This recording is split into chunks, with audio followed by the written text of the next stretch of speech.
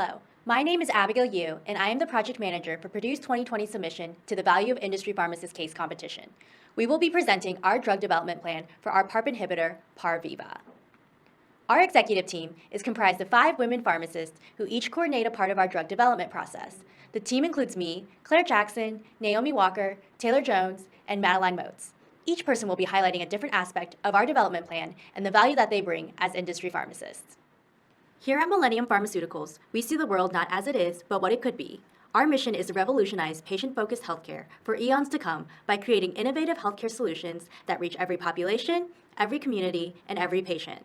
We believe in creating a better, brighter future for our patients. We do more than providing them a medication, we provide them hope.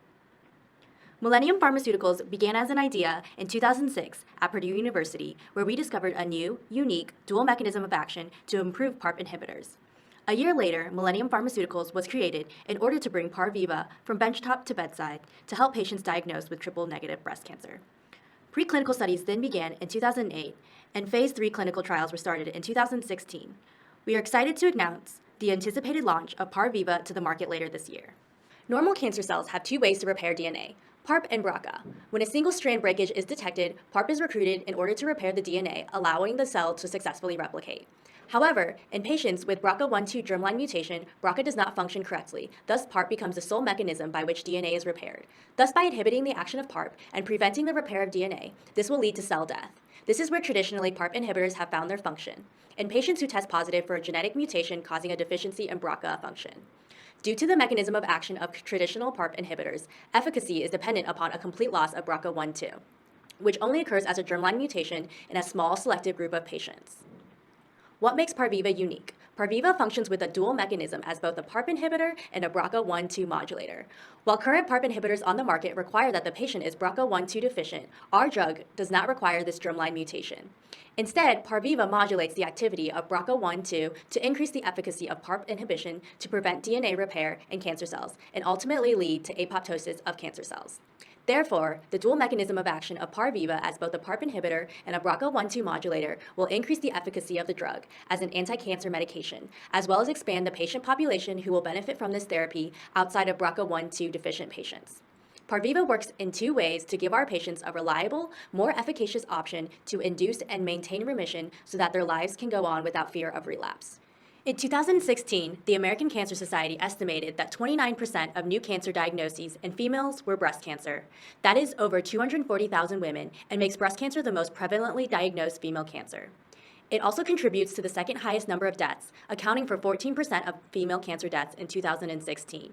Triple-negative breast cancer accounts for 15 to 20% of all breast cancer, and it is correlated with a high level of cell differentiation as well as poor prognosis. Triple-negative breast cancer is a molecular subtype of breast cancer that results from lack of expression of HER2, estrogen, progesterone receptors. These 3 receptors are common targets for current cancer treatments. Therefore, triple-negative breast cancer generally lacks direct therapy and is typically most responsive to chemotherapy regimens. We will be going through our drug development process focusing on 4 key functional areas: clinical development, regulatory affairs, medical affairs, and marketing and commercialization. My name is Claire Jackson, and I'm the Chief Scientific Officer here at Millennium Pharmaceuticals. In the next few slides, I will be summarizing the clinical development of liraparib by reviewing our clinical trial data, the challenges of drug development, areas of potential indications, and the value of industry pharmacists. Our preclinical work was completed in January of 2013, which led to the initiation of our Phase 1 trial in February of 2013. The last participant was enrolled in this Phase 1 trial in April of 2013. Phase 2 began in August of 2013 with the last participant enrolled in November of 2013, and the trial was completed in November of 2015. Our Phase 3 trial was just completed in December of 2019, and with our promising results thus far, we anticipate Phase 4 trials to begin in December of this year. Currently, about 10 to 15% of people with triple-negative breast cancer have a germline BRCA mutation. The primary indication for which we are seeking U.S. regulatory approval is for triple-negative breast cancer with or without a BRCA1 or 2 mutation as monotherapy. This would expand the patient population size to 90 to 100% of triple-negative breast cancer patients upon approval with this indication. This expansion in patient population is supported by the findings of the additional mechanistic activity in BRCA modulation. Based on the preclinical findings and the safety results from Phase 1 through 3, there is not currently a concern for additional risk to normal healthy cells as a result of this dual mechanistic PARP inhibitor and BRCA modulator. Based on the dose-finding studies completed in Phase 1 and supported by Phase 2 and 3, the recommended dose of liraparib is 6 mg by mouth once daily.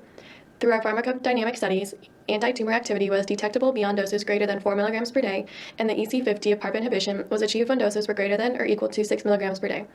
Through our pharmacokinetic studies, the mean terminal half-life of liraparib was identified as 26.3 hours. PARP inhibitors are generally well tolerated compared to conventional chemotherapy in BRCA mutant carriers. The most common side effects seen in liraparib are grade 1 or 2 nausea, fatigue, and anemia in lower doses. Side effects were observed to be dose-dependent. As dose escalates, grade 3 or 4 side effects can occur, which ultimately becomes the dose-limiting factor. As mentioned on the previous slide, our toxicology and genomic findings were consistent with other PARP inhibitors. PARP inhibitors were invented to disable the PARP repair mechanism in order to induce apoptosis. It does so by trapping PARP on the DNA strand and disabling it from recruiting DNA damage repair proteins. DNA replication will be stalled where PARP binds. The additional BRCA modulator activity of liraparib did not have any negative effects on non-cancerous cells. Liraparib assessment of tolerability, toxicity, and efficacy was our phase 1 trial. As you can see from the overview presented on this slide, the objective of this study was to measure the safety and determine the pharmacokinetics and pharmacodynamics of liraparib through dose escalations in patients with various cancer types. This study was an open-label, multi-center, single-group assignment with multiple ascending dose study that enrolled 87 patients. The primary endpoints included safety, tolerability, maximum tolerated dose, dose-limiting toxicity, and secondary endpoints included objective tumor response and grade 3 or 4 toxicity. Liraparib was initiated at 2 mg by mouth daily and titrated every 2 weeks to 12 mg daily. PARP inhibition was greater than 80% as a percent of baseline in all BRCA1 and 2 mutation carriers. The study population was not limited to those who were a carrier of BRCA1 or 2. PARP inhibition was greater than 67% as a percent of baseline in all subjects regardless of BRCA mutant status. Additionally, objective tumor response was seen in all subjects regardless of whether they were carriers of BRCA1 or 2 mutations. This confirmed the additional mechanism of liraparib as a BRCA modulator in addition to PARP inhibition and confirmed efficacy in both BRCA mutant and wild-type patients. Liraparib was determined to be well tolerated at 6 mg by mouth daily. Safety and efficacy in triple-negative breast cancer of liraparib evaluation was our phase 2 trial. As you can see from the overview presented on this slide, the objective of this study was to measure the efficacy, tolerability, and adverse effects of liraparib in patients with triple-negative breast cancer. The study design was a randomized, multi-center, double-blinded versus physician choice chemotherapy treatment with independent blinded review. The primary endpoint was 2-year progression-free survival with secondary endpoints of 1-year progression-free survival and 5-year overall survival. Median progression-free survival was significantly longer in the liraparib group than in the chemotherapy group, which was 11.6 months versus 7.5 months. The adverse events observed in the liraparib group included grade 1 or 2 nausea in 22% of subjects, fatigue in 26% of subjects, and anemia in 10% of subjects. Hematologic grade 3 or 4 adverse events, which was primarily anemia, occurred in 15% of the patients who received liraparib and 38% of the patients who received physician choice chemotherapy. Non-hematologic grade 3 adverse events occurred in 17% and 28% of the patients, respectively. Liraparib may offer increased progression-free survival time with similar adverse events compared to chemotherapy. This suggests that liraparib may be a beneficial first-line therapy after primary tumor resection in patients with triple-negative breast cancer. Liraparib efficacy and assessment of progression-free survival in triple-negative breast cancer was our phase 3 trial. As you can see from the overview presented on this slide, the objective of the study was to measure the efficacy of liraparib in triple-negative breast cancer compared to olaparib. This study enrolled 977 patients and was a randomized, multi-center, double-blinded, active controlled trial with an independent blinded review. The primary endpoint was progression-free survival up to a maximum duration of 40 months. Secondary endpoints included overall survival, objective tumor response, quality of life, and duration of response. Median progression-free survival was significantly longer in the liraparib group than in the olaparib group, which was 3.6 months versus 8.3 months. Patient-reported outcomes favored liraparib, and significant overall improvements and significant delays in the time to clinically meaningful deterioration according to both the Global Health Status Quality of Life and breast symptom scales were observed. Adverse events included grade 1 or 2 nausea, seen in 22%, fatigue in 24% of subjects, vomiting in 10% of subjects, and anorexia in 6% of subjects. A low incidence of myelosuppression was reported in 1 patient, which was anemia, and grade 4 thrombocytopenia developed in 2 patients. Liraparib has significant benefit in improving progression-free survival compared to olaparib with similar side effects. Pharmacists collect, assess, plan, implement, and follow up with patients in clinical practice to understand the needs of a specific patient population. Pharmacists are valuable members of the clinical development team because they understand treatment guidelines and the utility in clinical practice. We can apply this knowledge to clinical trial design because our education provides us with the knowledge to understand the pathophysiology of disease states and the mechanisms of different drug classes used to treat these disease states. By working on interprofessional teams, we problem solve and strategize how a new drug in development will help fulfill an unmet medical need.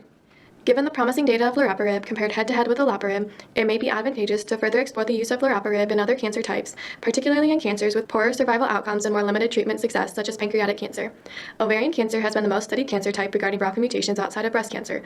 Olaparib, rucaparib, and niraparib are all indicated for maintenance treatment of ovarian cancer patients in complete or partial response to platinum-based chemotherapy. Finally, given the strength of data gained for the use of loraparib in triple-negative breast cancer, it would be valuable to explore its indication in ER/PR-positive and HER2-positive breast cancers in which patients have progressed on standard of care therapies. Some difficulties that we foresee in the development process include grade 3 or 4 safety events or toxicity, potential ethical concerns with our patient population, trial limitations, typical development challenge, and key differentiation from other PARP inhibitors currently on the market. As mentioned before, all clinical data has shown that there is no additional risk associated with our drug molecule relative to other available PARP inhibitors. We use the results of our early phase trials to make decisions about the patient population we would like to target in late-stage clinical trials and the indication we are seeking approval for. We experienced a very critical decision when deciding whether or not to continue treating patients with our study drug who did not have a BRCA mutation. Would it be ethical to modulate the function of BRCA in a patient without a mutation? After analyzing our preclinical and early clinical data and current available treatments, we decided not to limit our phase 1 trial by BRCA mutation. We use that same methodology throughout the design of all our clinical trials in order to weigh the potential risks and benefits in order to make the best patient-centered decision. Our goal was to deliver a drug to a wider population of patients that would give them a better treatment option and ultimately a better outcome from a cancer type with a poor prognosis. Although it is nearly impossible to avoid any difficulty in clinical development, it is possible to integrate the best scientific and clinical decisions in order to deliver a life-changing medication to patients. Pharmacists contribute to clinical development by strategizing clinical trial designs, acting as a liaison between the medical and business teams, developing trial protocols, and assessing study design and methodology. A pharmacist can be involved throughout the clinical supply chain process, provide expert opinion on the study drug, and educate contract research organizations or clinical sites about the study drug and protocol. A pharmacist's education is unique in the sense that it provides us with the valuable knowledge to understand the pathophysiology of disease states, mechanisms of different drug classes used to treat diseases, and how this activity translates to a drug's use in clinical practice. I will now be discussing our regulatory affairs section, focusing on our regulatory strategy for obtaining drug approval by the FDA. Our timeline coincides with that of clinical development. We began with a pre-IND meeting in order to align our goals with the FDA early on in our drug development process. That then guided our IND submission and approval. We also met with the FDA before phase 2 and 3 trials in order to ensure that our protocol would yield significant results of efficacy as evidenced in the approval process. Our pre-NDA meeting helped ensure that our phase 3 trial would be pivotal in showing our improved efficacy and to enroll PARVIVA in the Real-Time Oncology Report pilot program. We will be submitting our NDA later this month with an anticipated approval later this year. We began preparing our IND submission during preclinical studies and submitted it upon completion. Our key message was to request fast-track designation and accelerated approval pathway based on favorable data from preclinical studies to fulfill an unmet medical need. Our IND contained administrative information, including meeting request, fast-track designation request, and a general investigational plan, summaries of quality and clinical overviews, quality data, preclinical study reports including pharmacology, PK, and toxicology, and lastly, complete clinical study reports. Amendments were made as needed upon completions of phase 1 and 2 trials. Pharmacists are valuable assets during the IND filing process. They can weave together the story of the drug development plan due to their understanding of both the pharmacology, pharmacokinetics, and mechanism of action behind the drug, as well as the clinical utilization and placement and treatment guidelines. Our unique training as medication experts gives us the ability to understand and convey the wide range of information about the new molecular entity. The FDA offers 4 expedited programs, including Accelerated Approval Pathway, Priority Review Designation, Breakthrough Therapy Designation, and Fast Track Designation. PARVIVA qualifies under both the Accelerated Approval Pathway and Fast Track designation since it treats the serious condition of triple-negative breast cancer, shows an increase in progression-free survival time, a surrogate endpoint, and has the advantage of not requiring a BRCA mutation to address a previously unmet patient population.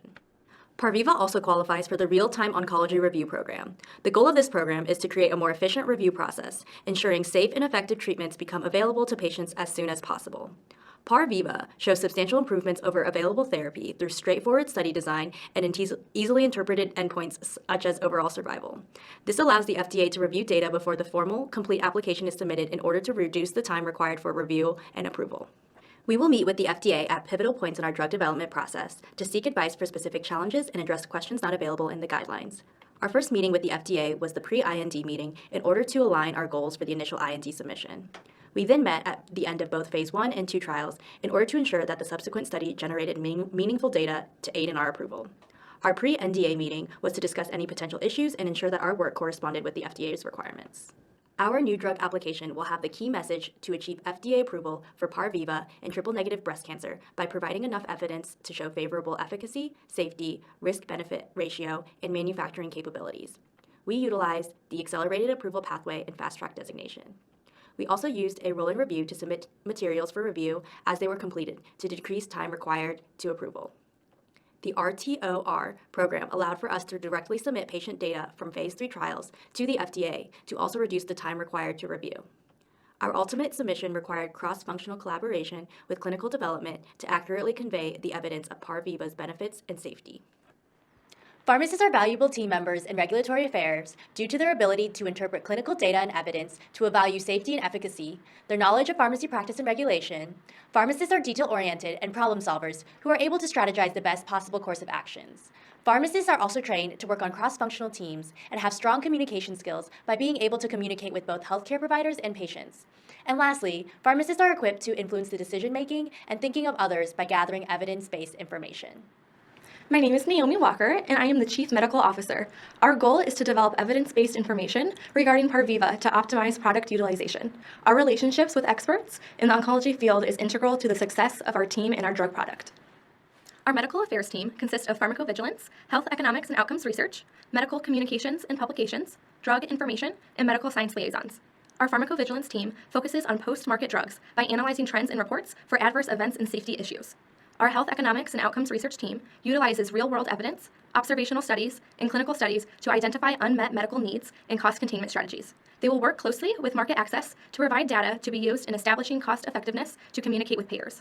Medical communications and publications will assist with writing medical information, such as journal articles and patient materials, to ensure it is evidence-based information.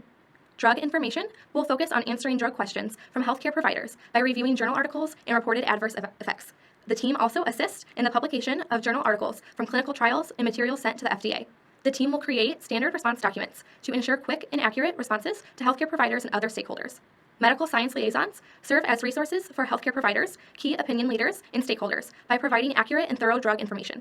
Medical science liaisons are able to provide further information in response to unsolicited medical requests for off-label information beyond what the commercial team is allowed to provide. This is an overview of our medical affairs timeline. Before we begin Phase 1, we will seek key opinion leader interest in our drug product.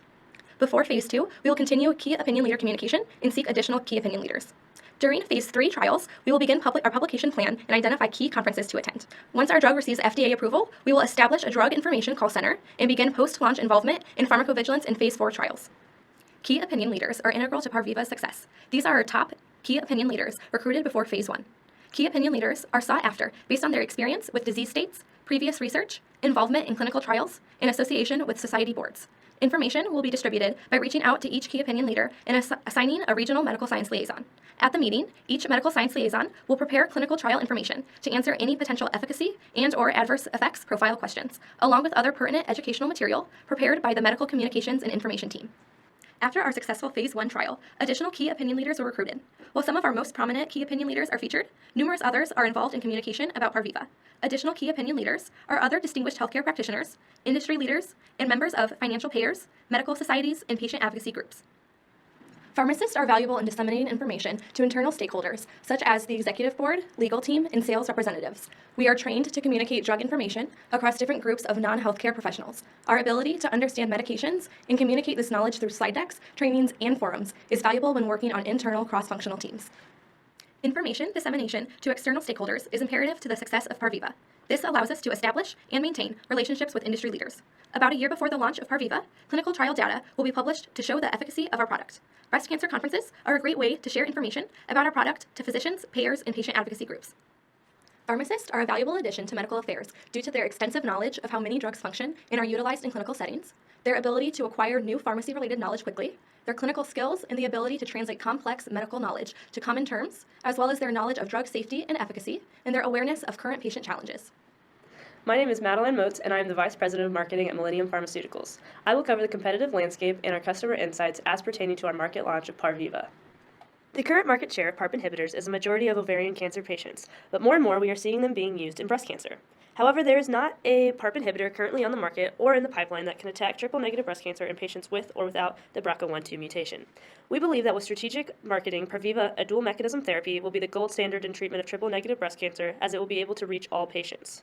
For years, patients suffering from triple-negative breast cancer have needed PARP inhibitors, but patients with the BRCA1/2 mutation remain ineligible. Until now, Parviva will be the only agent that will offer help to both of these patient populations. This is the competitive edge we will use to advance our agent to make it the gold standard in treatment of triple-negative breast cancer.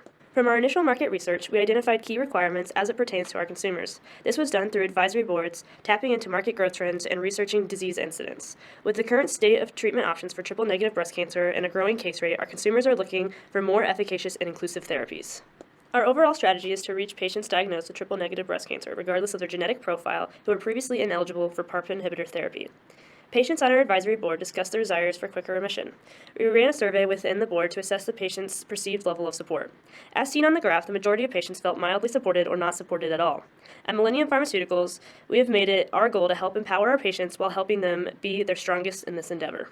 Physicians are struggling to make timely decisions and desire to have clear-cut paths to what is the best treatment regimen for patients with triple-negative breast cancer. With the current setup, physicians have had to do expensive and time-consuming genetic testing to see if patients are BRCA1/2 positive or not. Parviva will reduce the amount of time it takes physicians to make their clinical decisions, ultimately giving them the tools to take charge in triple-negative breast cancer treatment. Payers will also benefit from the reduction in genetic testing, as it is something insurance companies are required to cover and can cost anywhere from $500 to $5,000. Payers want to see more efficacious results from new products, and as seen in the clinical trials, Parviva is rising to the occasion. With North America having the highest prevalence and an increasing need of PARP inhibitors, we believe Parviva will become the #1 choice. As pharmacists, we are professionally trained to communicate with patients, physicians, and payers. We understand the patient population and have insight into patient needs due to the accessibility of pharmacists as healthcare professionals. We are also in tune with physician and payer needs and are trained to work in interprofessional teams. We are able to effectively facilitate communication across these different groups. My name is Taylor Jones, and I'm the Vice President of Commercialization Strategy. I will be discussing our launch strategy for Parviva. A breast cancer diagnosis doesn't have to feel hopeless. Although the history of breast cancer treatment has been slow to develop, we are proud to showcase a medication that provides a more efficacious option for patients with triple-negative breast cancer, because we are not limited by the history of this disease nor the future. We believe in Parviva, and we want to ensure that every eligible patient has the opportunity to try our revolutionary medication. Our goal for market outreach is to facilitate impactful connections with partners and entities that share our values and are inspired to provide the greatest patient care. We are attending national and global events to spread the word about Parviva, partnering with other inspirational companies, strengthening our community relations, and projecting our message across media platforms to reach every triple-negative breast cancer patient across the globe. We will be attending the Metastatic Breast Cancer Conference hosted by Susan G. Komen and the 8th Annual Symposium on Global Cancer Research in April of this year, along with the 2020 ASCO Annual Conference in May, to showcase our developments to the rest of the cancer community and assure key opinion leaders of the safety and efficacy of our drug. We will be partnering with Thrive Cosmetics, a company dedicated to giving back to women in need, to create our one-of-a-kind Viva Box products. The Pink Agenda, to sponsor and assist in coordinating local galas across the country for our patients.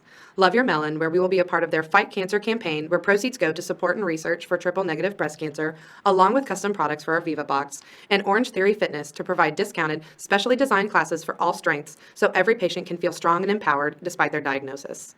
Our partnership with the Pink Agenda will open doors for us to organize galas for communities across the country where survivors of triple-negative breast cancer can come and share their stories with one another. We believe in the power of unity and want to create a safe and social environment where our patients can empower one another and leave with lasting bonds. Our Viva Box will come with each patient's first dose and every third month following completion of our anonymous patient satisfaction survey.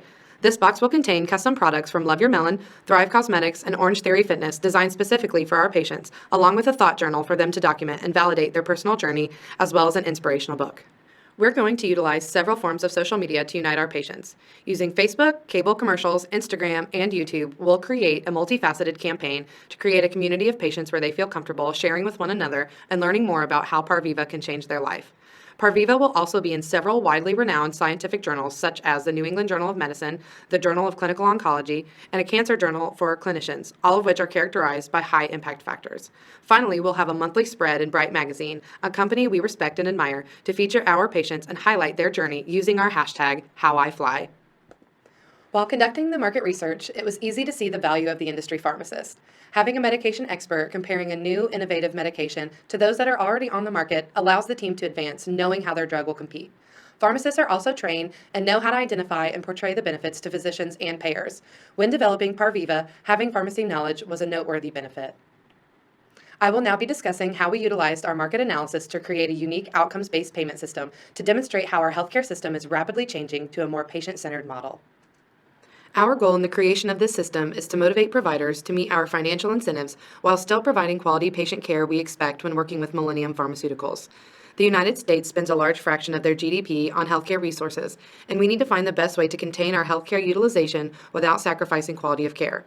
25% of our reimbursement is based on outcome measurements that we have defined based on both objective and subjective metrics. Our objective measurement is patient progression-free survival, and our subjective measurement is our patient satisfaction survey in the Viva box. The strengths of our payment system are that it is uniquely patient-focused by including their subjective rating of their quality of life, which aligns with our company values. We worried about the potential for bias if our patients fill out their survey dishonestly to ensure they get their next Viva box, which is why we chose to use an anonymous software using numerical patient identifiers. We anticipate unlocking new opportunities to revolutionize patient care by utilizing this subjective measurement when reimbursing our providers, in addition to an objective metric to measure efficacy.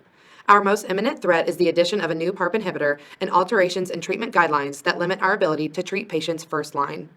To assess how our PARP inhibitor will fit in the market, we analyzed our patient population and the growing incidence of cancer rates, how treatment guidelines and indication expansion by other PARP inhibitors will affect Parviva's ability to establish footing within the market, and our inferences about our trajectory based on comparative effectiveness research to give us an estimation of potential growth. In addition to our trajectory inferences, we utilize statistics about our patient population and our drug therapy to gain a deeper understanding of how our drug will best fit in the target market. Combining our inferences about our market fit with assumptions about our patient populations and other variables related to our drug has guided us to create an in-depth forecast for our future market share. We anticipate our peak market penetration to happen 5 years post-launch in 2026, with our 10-year peak share high estimate being $2.7 billion and our peak share low estimate being $1.25 billion. Looking towards the future, we will be investigating add-on indications and other types of cancers. We will expand approval globally, and in order to supply the growth in demand, we will increase efficiency in the manufacturing process to prevent drug shortage. We will continue gathering real-world evidence and outcomes upon release to market. Lastly, as Millennium Pharmaceuticals, we will continue to redefine therapy limitations for our future patients. Thank you for watching our presentation. We hope you enjoyed learning about Millennium Pharmaceuticals and our work to empower patients affected by triple-negative breast cancer.